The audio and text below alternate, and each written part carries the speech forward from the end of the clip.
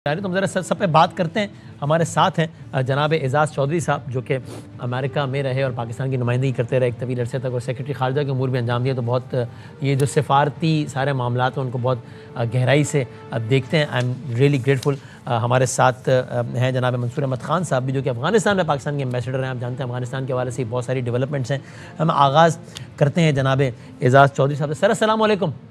جی وعلیکم السلام جناب. شکریہ وقت دینے کا بہت بہت. سر بتائیے گا, ظاہر ہے ڈونلڈ ٹرمپ وہ ہر دوسرے دن کوئی نہ کوئی کچھ ایسا کر جاتے ہیں, چاہے وہ برطانیہ میں وہاں کے شاہی خاندان کے ساتھ وہ وزٹ کرنا ہو یا کوئی واک کرنی ہو یا کچھ بھی اور کرنا ہو تو کبھی بھی کچھ بھی کر دیتے ہیں. لیکن یہ جو ابھی انہوں نے کیا ہے پاکستان کے پرسپیکٹو سے اور ویسے بھی یہ اپنی نوعیت کا یہ بھی ایک انپریسیڈنٹڈ کام ہے کہ وہ جناب وہ تقریر کے دوران جب تمام سربراہان مملک کھڑے تھے اپنی جگہ والے کی شہباز شریف صاحب سے کہا آپ بات کیجئے, آپ فیلڈ مارشل کے بہاف پہ اگر کچھ کہنا چاہے تو کہیے, اور وہ سارا کچھ انہوں نے کہا وہ ہم نے بتایا. یہ یعنی کہ اب یہ پاک امریکہ تعلق کوئی بالکل ایک منفرد نوعیت کا ہی ہو گیا ہے کیا, اس کو کیسے انٹرپریٹ کرتے ہیں اس کو؟ جی یقیناً ایک نادر موقع تھا. دیکھیں نا اتنی بڑی ہائی ٹیبل کے اوپر اس وقت پاکستان بیٹھا ہے, ہندوستان نہیں بیٹھا, باوجود اس کے کہ پورے قضیے میں ہندوستان کی اسرائیل کو یعنی مدد بھی حاصل رہی ہے, بڑے عرصے سے ان کے ساتھ ہے. لیکن پاکستان کی یہ ایک لحاظ سے میں سمجھتا ہوں کہ اچھی سفارتکاری ہے ایٹ دی ہائیسٹ لیول. انہوں نے وہی کہا جو ڈونلڈ ٹرمپ صاحب سننا چاہ رہے تھے, ہمارے وزیر اعظم نے وہی بولا جو وہ سننا چاہ رہے تھے, اور اس کے بعد ان کو وہ اچھا لگا. اب ہمارے لیے دیکھنا یہ ہے کہ کیا اس سے پاکستان کا انٹرسٹ آگے ہوا. بالکل ہوا, کیونکہ ایک سفارتی دباؤ اس وقت ہندوستان پر ہے جس نے پچھلے 9 سال میں 3 بار ہم پہ جارحیت کی ہے, اور ابھی بھی وہاں سے یہی کسی قسم کی آوازیں آ رہی ہیں. تو اس قسم کی جب پاکستان کو اتنی ہائی لیول پہ سپورٹ ہوتی ہے تو یقیناً ایک ڈیٹرنس آپ کی جو ہے وہ بڑھتی ہے اس بات پہ کہ اب ہندوستان نے کسی طریقے سے افغانستان کو چالو کیا ہے کہ چلے ہم نہ کر سکیں اٹیک تو افغانستان کی طرف سے کم از کم ان کے اوپر پاکستان پہ کیا جائے. لیکن پاکستان آئسولیٹ نہیں ہوگا. اب میرے خیال میں اس قسم کی جو سفارتکاری کے بعد پاکستان کے لیے پاکستان کو آئسولیٹ کرنا مشکل ہے. یہ ہر کوئی سوچنے پر مجبور ہے, ظاہر ہے, چاہے وہ ناقد ہو موجودہ حکومت کا یا معترف ہو موجودہ حکومت کا, کہ یہ ایسا یعنی کہ واٹ برنگز اس ہیئر کہ اتنا قریبی تعلق کہ جس کو پبلک ایکنالج کرتے ہیں, بار بار ایکنالج کرتے ہیں. کبھی فیلڈ مارشل سے ملنے کے بعد کہتے ہیں کہ میرے لیے اعزاز ہے, کبھی کہتے ہیں میرے فیوریٹ فیلڈ مارشل ہیں. سارے سربراہان مملکت کھڑے, ایک ہی سربراہ مملکت تو کہتے ہیں کہ آئیے آ کر بات کیجئے, وہ پاکستان کے وزیر اعظم ہوتے ہیں. تو عام آدمی سوچتا ہے کہ یہ مطلب یہ اتنے اچھا یا اتنے منفرد تعلق کی بھی کیا وجہ ہے, اس کو آپ کیسے ایکسپلین کرتے ہیں؟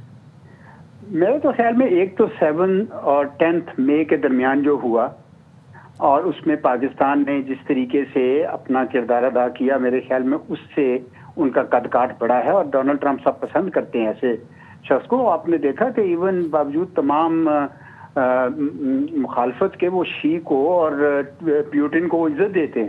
اسی طریقے سے پاکستان میں بھی انہوں نے دیکھا کہ ہندوستان کو اس کا اصل مقام اس نے دکھا دیا. ایک تو سب سے بڑی وجہ یہ ہے. دوسرا میرے خیال میں وہ یہ بھی نہیں چاہتے تھے کہ ہندوستان جو ہے وہ یعنی دونوں طرف کھیل رہا تھا, یعنی ان سے بھی لے رہا تھا پچھلے 2 دہائیوں سے, اور چین اور روس کے ساتھ بھی کرنا چاہ رہے تھے. تو ان کا خیال تھا کہ پاکستان ایک اچھا جواب ہے ہندوستان کے لیے بھی, تاکہ وہ جب آئے امریکہ کی طرف تو صحیح طرح آئے.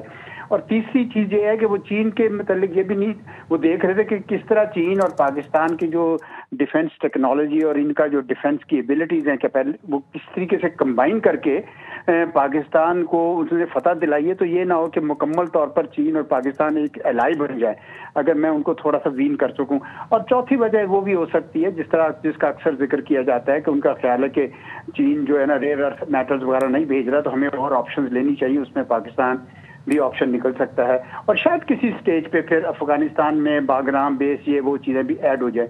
تو اوور آل پاکستان کی سفارتکاری کے لیے یہ اچھا وقت ہے میرے خیال میں. ہمیں گھبرانا نہیں چاہیے اس بات سے. پاکستان نے کیا چین کے ساتھ آپ نے گھبرانے والی بات کی تو میں سوال کروں کہ ظاہر غزہ کا جو معاملہ ہے وہ بہت ہی حساس معاملہ ہے, ہمارے جذبات اٹیچڈ ہیں اور for all the right reason. ظاہر ہے جس طریقے سے اسرائیل نے جو کچھ کیا ہے, کیا یہ کہنا ٹھیک ہوگا کہ پاکستان اس میں وہ کیونکہ ایک سچویشن ایسی آئی تھی نا جب ہم سب اس بات سے خوف زدہ تھے کہ اگر بات نہیں بنی 20 نکات انہوں نے دے دیے ہیں, پھڈا پڑ گیا ہے, ادھر حماس نہیں مانا, ادھر اگر ایٹراسٹی نیکسٹ لیول پہ چلی گئی, ہم بھی اس ٹیبل پہ ساتھ بیٹھے ٹرمپ کے, تو یہاں ہمارے عوام کے جذبات کیا ہوں گے, ہم کدھر کھڑے ہوں گے, ادھر امریکہ کو سنبھالنا ہے, ادھر عوام.